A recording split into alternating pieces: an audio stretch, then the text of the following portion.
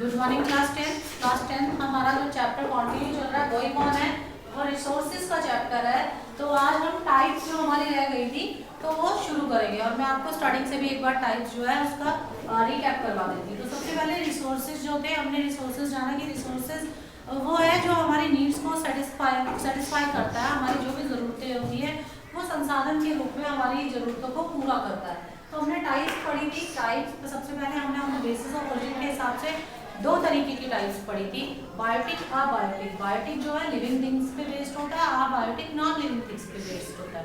और फिर हमने पढ़ा था on the basis of exhaustibility. तो वहाँ हमने दो टाइप्स के पढ़े थे, रिन्यूएबल, नॉन रिन्यूएबल।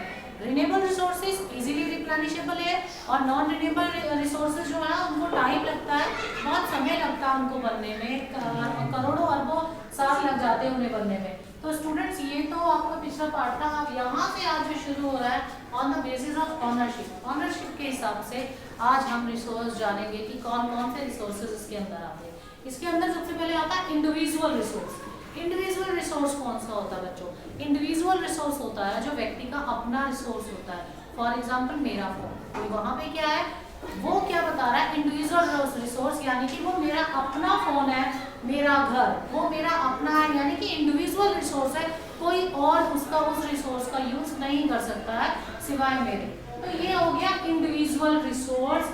फिर इसके बाद हम बात करेंगे कम्युनिटी रिसोर्स की। कम्युनिटी रिसोर्स क्या होता है बच्चों? कम्युनिटी रिसोर्स होता है जो सभी के लिए होता है, जो ग्रुप्स में होता है, समुदाय में सब लोग होते हैं, सबके लिए होता है। जैसे कि पब्लिक पार्क, पब्लिक पार्क में सभी लोग आ सकते हैं, वो सभी के लिए होता है, ठीक है। जैसे रेस्टोरेंट्स हो गया, होटल्स हो गए, तो ये क्या है, कम्युनिटी रिसोर्स है जो सभी के लिए है। फिर इसके बाद हम नेशनल रिसोर्सेज पढ़ेंगे। नेशनल रिसोर्सेज वो होते हैं जो देश के अंदर रह के हम जिन रिसोर्सेज का इस्तेमाल करते हैं वो नेशनल रिसोर्स है। और फिर इंटरनेशनल रिसोर्सेज हैं जो भी हम अंतर्राष्ट्रीय स्तर पे इंटरनेशनल रिसोर्सेज का इस्तेमाल करते हैं, जिन रिसोर्सेज का हम इस्तेमाल करते हैं अंतर्राष्ट्रीय स्तर पे उनको हम इंटरनेशनल रिसोर्सेज कहते हैं। फॉर एग्जांपल हम किसी देश में बाहर चले जाते हैं, वहाँ पे रिसोर्सेज का हम यूज़ कर रहे हैं, तो हमारे लिए क्या है, एक तरीके से इंटरनेशनल रिसोर्स है। कोई बच्चा पढ़ने के लिए बाहर जा रहा है तो वो वहाँ स्टडी कर रहा है, वहाँ के इंस्टीट्यूशंस, वहाँ का जो भी मतलब इंस्टीट्यूशन जहाँ से वो पढ़ाई कर रहा है वो उसके लिए क्या है, एक इंटरनेशनल रिसोर्स है। तो स्टूडेंट्स हमने on the basis of ownership हमने 4 तरीके के रिसोर्स पढ़े।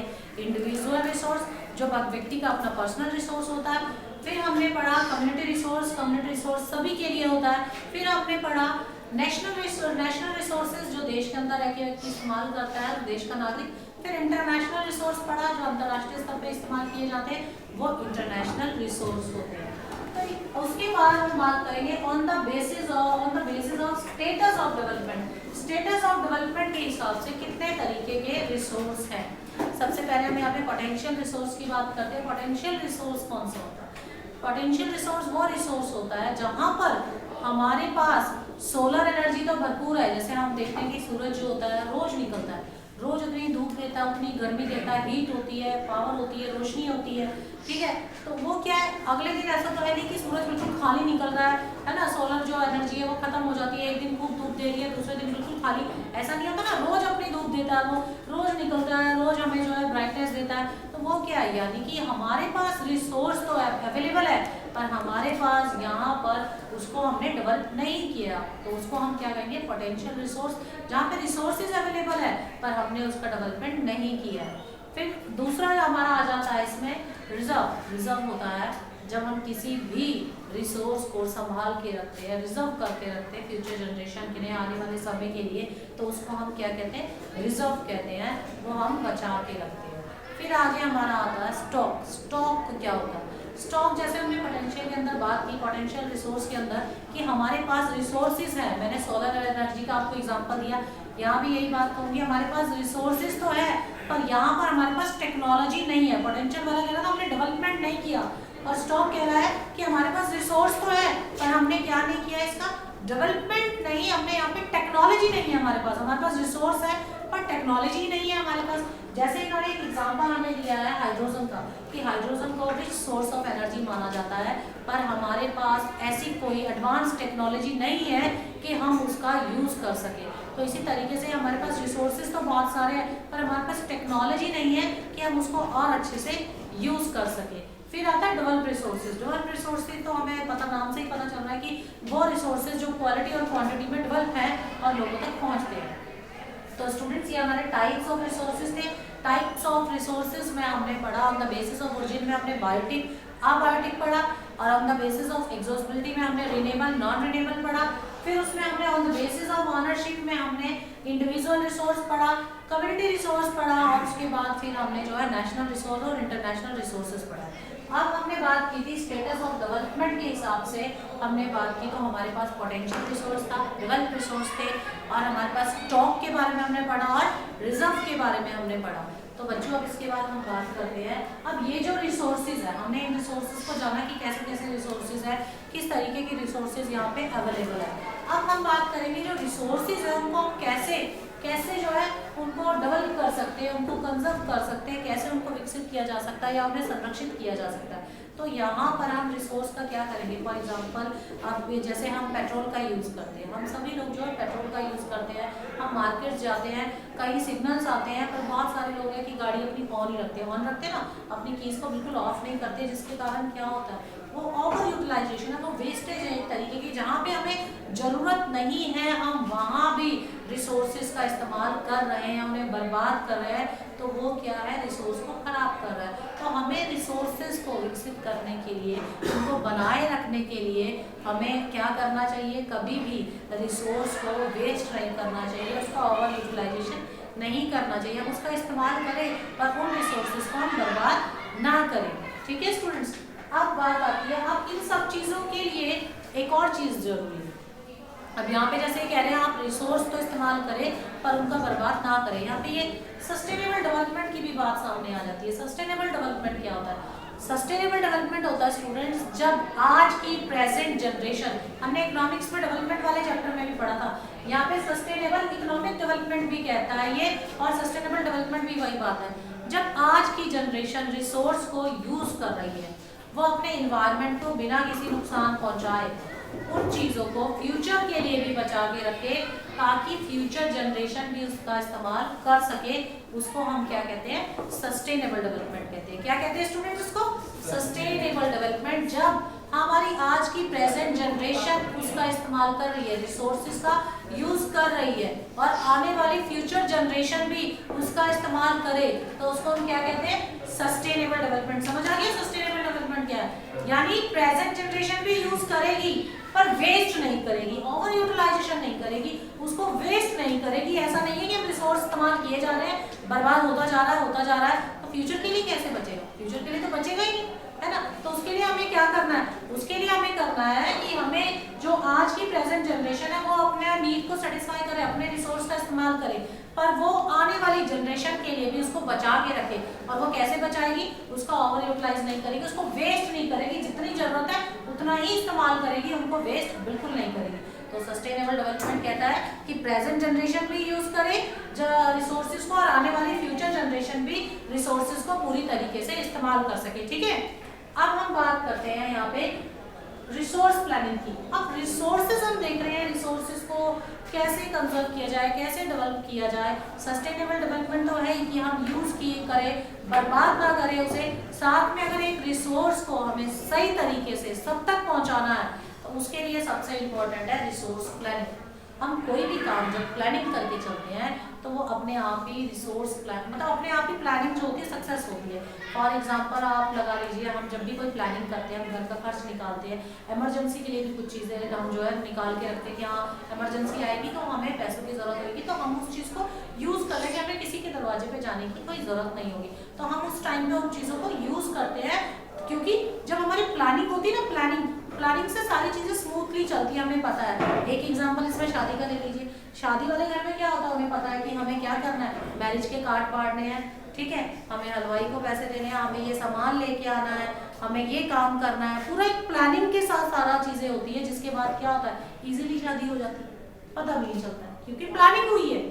प्लानिंग होके होती है ना सारा काम, ऐसे तो नहीं है कि जेब से पैसा निकाला, चलो भाई हम इधर भी चलेंगे, उधर भी चलेंगे, यहाँ भी चलेंगे, वो तो हम भूल जाएंगे हमने क्या काम किया और क्या नहीं किया, है ना। एक प्रॉपर प्लानिंग करते हैं, उसके हिसाब से काम होती है। तो यहाँ पे रिसोर्स प्लानिंग भी करनी बहुत ज़रूरी है, क्योंकि देश भर में जितने रिसोर्सेज है, जितने अलग अलग क्षेत्र में जितने संसाधन है, उनको जब हम प्लानिंग करके चलेंगे तभी सब लोगों तक जो है सभी लोगों तक जो है रिसोर्स पहुंच पाएंगे। वरना जो रिसोर्सेज होते हैं वो क्या होते हैं, अमीर लोगों के हिस्से में तो आ जाते हैं, पर जो गरीब लोग होते हैं वो रह जाते हैं। जो पुअर पीपल्स होते हैं उन तक रिसोर्स नहीं पहुंच पाते हैं, उन तक सिर्फ वही रिसोर्स पहुंच पाते हैं जो बच जाते हैं, और बाकी सब जो है अमीर लोग अपने हिस्से में उनके हो जाते हैं। तो यहाँ पे रिसोर्स को प्लानिंग करने की बहुत ज़्यादा ज़रूरत है, उनको कंजर्व करने के लिए, उनको डेवलप करने के लिए, और लोगों तक सही तरीके से सभी तक पहुँचाने के लिए रिसोर्स प्लानिंग बहुत इंपॉर्टेंट है। तो इंडिया के अंदर जो रिसोर्स प्लानिंग है वो क्या बोलती है, रिसोर्स प्लानिंग बोलता है सबसे पहले आइडेंटिफिकेशन करना, जिन जिन रीजन्स में, जिन जिन क्षेत्र में रिसोर्सेज पाए जाते हैं, जिन जिन क्षेत्र में जो संसार जो ये आइडेंटिफाई करना कि कहाँ कहाँ पे कौन कौन सा रिसोर्स पाया जाता है। हर एक जगह में एक जैसे रिसोर्स तो नहीं पाए जाते, हर एक जगह की क्लाइमेटिक कंडीशन अलग अलग है ना, हमने पढ़ा है ना ये सब चीज़ें, क्लाइमेटिक कंडीशन अलग अलग है। 9th क्लास में इंडिया वाला चैप्टर भी आपका, ठीक है, तो उसमें भी हमने मतलब ये चीज़ें हमने जानी है, ऐसे भी हमने जानी है कि क्लाइमेट एग्रीकल्चर वाले चैप्टर में भी हमने जाना, कहीं पे गेहूं की फसल हो रही है, ठीक है, कहीं पे चावल की फसल हो रही है, कहीं पे कपास की फसल हो रही है, कहीं पे कोई और फसल हो रही है। क्यों?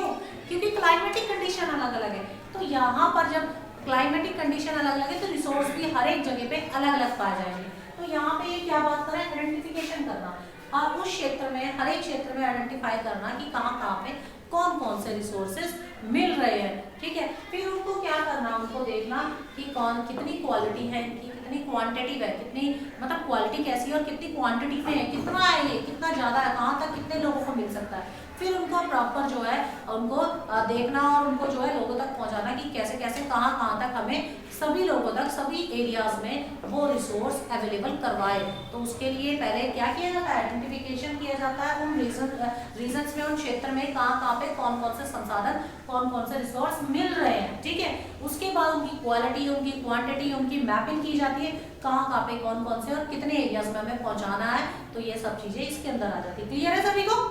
फिर हम बात करते हैं प्लानिंग स्ट्रक्चर। एक प्लानिंग स्ट्रक्चर बनाया जाता है जो रिसोर्सेज हैं उसके बारे में, कि अब यहाँ पर ये क्षेत्र में, जैसे अभी हमने बात की कि यहाँ पे हमें ये जो रिसोर्स मिल रहा है, प्लानिंग स्ट्रक्चर बनाने के बाद हम उसके साथ टेक्नोलॉजी और इंस्टीट्यूशनल सेटअप भी जोड़ लेते हैं, ठीक है। क्योंकि जो भी चीज़ें हम इस्तेमाल कर रहे हैं उसका एक स्ट्रक्चर हो, किस तरीके से काम करना है, कैसे पहुँचाना है, और वो किसकी मदद से होता है, टेक्नोलॉजी की मदद से होता है, ठीक है ना। क्योंकि जो भी रिसोर्स आप यूज करते हैं या आप तक पहुंचते हैं, कहीं ना कहीं उसमें टेक्नोलॉजी होती है, कहीं ना कहीं वहाँ पे इंस्टीट्यूशनल सेटअप्स भी होते हैं, इंस्टीट्यूशंस का भी हाथ होता है, तभी तो आप तक ये चीज़ें पहुंच सकते हैं। जैसे एक एग्जांपल ले लीजिए, अगर आप आटा रोटी खाते हैं, वो आटा जो है गेहूँ से आटे में तब्दील हुआ, कहीं ना कहीं टेक्नोलॉजी है ना, तब्दील हो रहा है, पैकेट्स में बंद आ रहा है, फिर आप तक पहुँच रहा है, ठीक है ना। आप ये कपड़े पहन रहे, रॉ मटेरियल जो है ये जो है उनसे बिल्कुल जो है चीज़ों अब मशीनी उससे बन के आप तक पहुंच रही है। अब तभी तो स्वेटर्स, जैकेट्स, कोट्स पहन रहे हैं, है ना।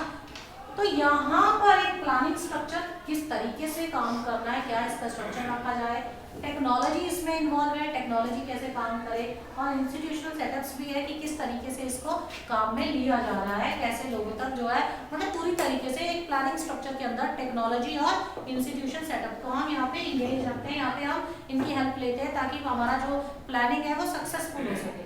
अब थर्ड ये बता रहे हैं, थर्ड है matching the resources development plans with overall national development plans. अब हम जब भी कोई भी हम जब नया प्लान बनाते हैं तो हमें ध्यान रखना होता है कि जो पुराना प्लान है उसको भी हम ध्यान रखें कि डेवलपमेंट प्लान जो नेशन, देश के अंदर जितने भी डेवलपमेंट प्लान बने हैं, अब हम कोई प्लानिंग कर रहे हैं, नया डेवलपमेंट प्लान बना रहे हैं, तो हमें ये ज़रूर ध्यान रखना चाहिए, उसके साथ हमें जो है एक बार मैच कर लेना चाहिए।